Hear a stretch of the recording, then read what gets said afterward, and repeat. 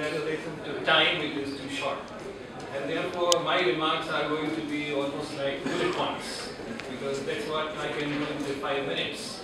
In fact, it requires much larger discussion and much larger time.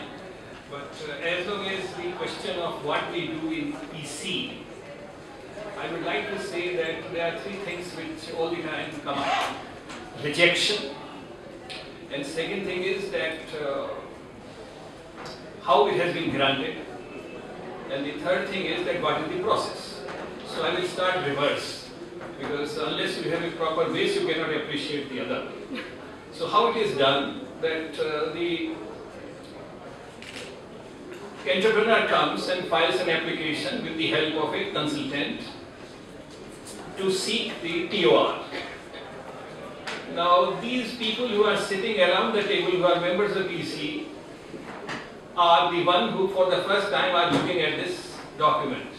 And they expect that truthfully the ground situation is presented so that one can visualize out of the experience and from the literature that individuals have at their command, can really identify the major issues to be investigated, for which the base data has to be collected. Often than not, we find that the information that is presented for seeking TOR is wanting in details, or many times it is rather gross, and therefore back and forth continues. One more point which I forgot was that is a time delay, which the industry is always complaining, including the planning commission, that the environment clearance takes too long a time, and therefore there are cost overrun, and we are fast growing economy, and this really becomes a roadblock and all kinds of things, and then you can multiply that it affects the employment, it affects the GDP. 9 instead of 9 becomes 7, or 7 becomes whatever. The point is that first of all, the information is not complete which is required to be done, and in absence of which no purposeful, meaningful TOR can be provided. And if you see the record, Mr. Chairman, and I think this is in the public domain, that most of the time a lengthy list of items are given and people are sent back to bring this information so that some sense can be made. Of course, there are few exceptions which bring some, and some they are able to present at the time while they are seeking for TOR. After this is given, they go back home and do their homework.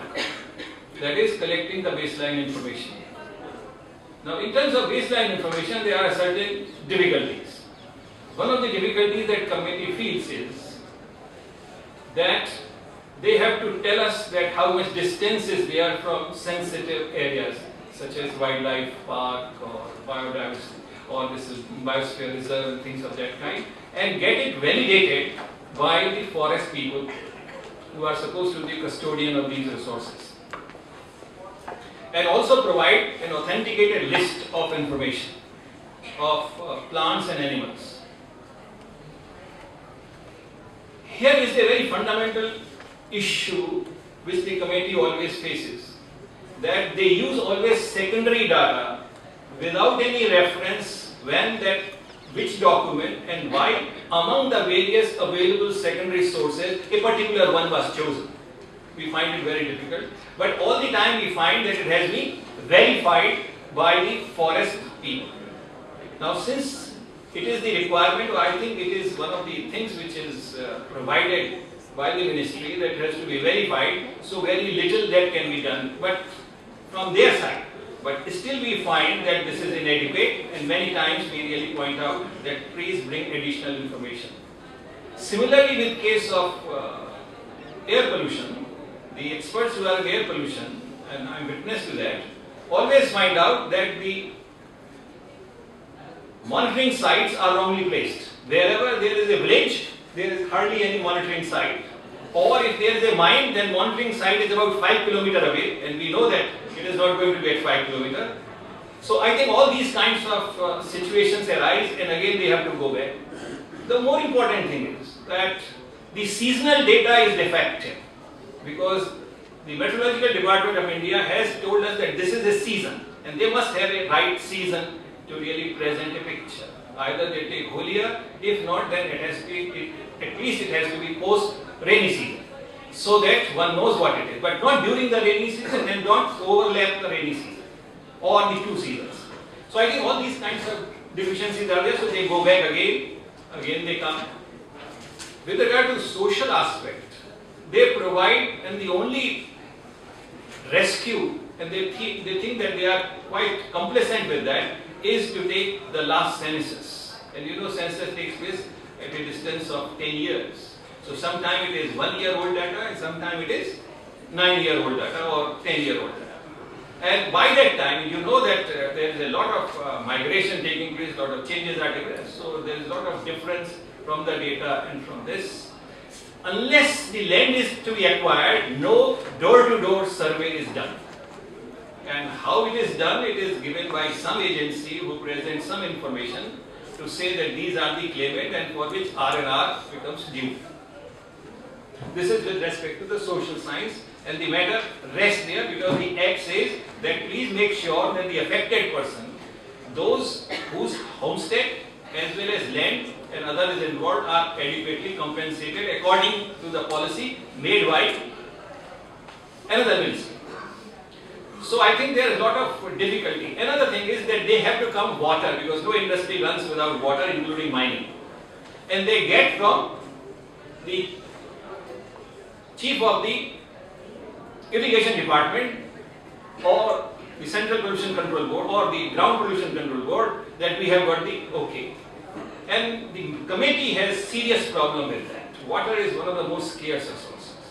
And every piece of land receives its own source of water.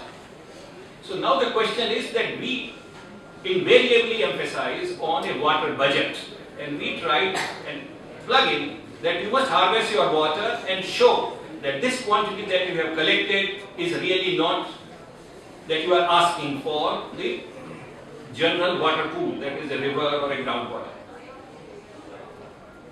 Sometimes the mine collects more water than it needs because the pit is there and there is a rainfall which gets collected and they throw it. And they throw it because agriculture people accept it, so they think that quality is good, and we emphasize on that has to be done. I would like to take you to another scenario where, with respect to biodiversity, invariably people think that if there is a forest then there is a biodiversity, otherwise there is no biodiversity. I think that is a great misconception which is taking place and exists even among some members of the committee. And it is quite an issue on which one has to deliberate upon. The third issue is about the corridor.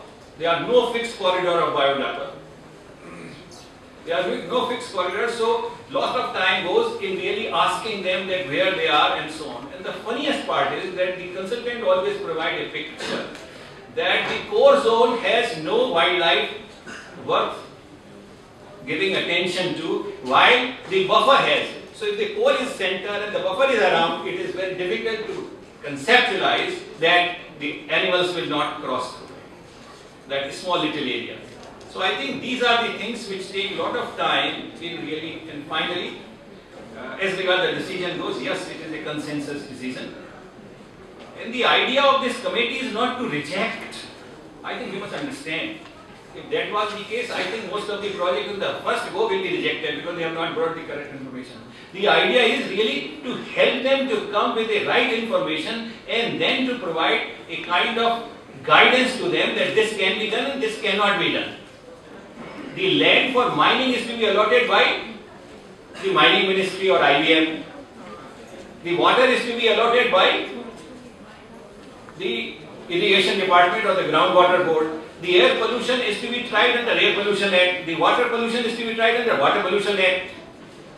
So the environment or the EC is really handicapped a great deal.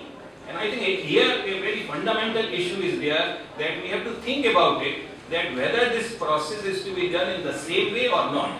Irrespective of who EC is, I think all of them must have faced these kinds of problems, and as a result you will find that a very straightforward, wholehearted, holistic view is very difficult to take. Now, as regard the previous impact assessment, It is a well-known fact. There is nothing, whether some people have been identified or not, but one can say that the previous EIAs have been very, very defective because of the cut paste. And therefore, the QCI has been brought in to really see that how soon we can really change this process.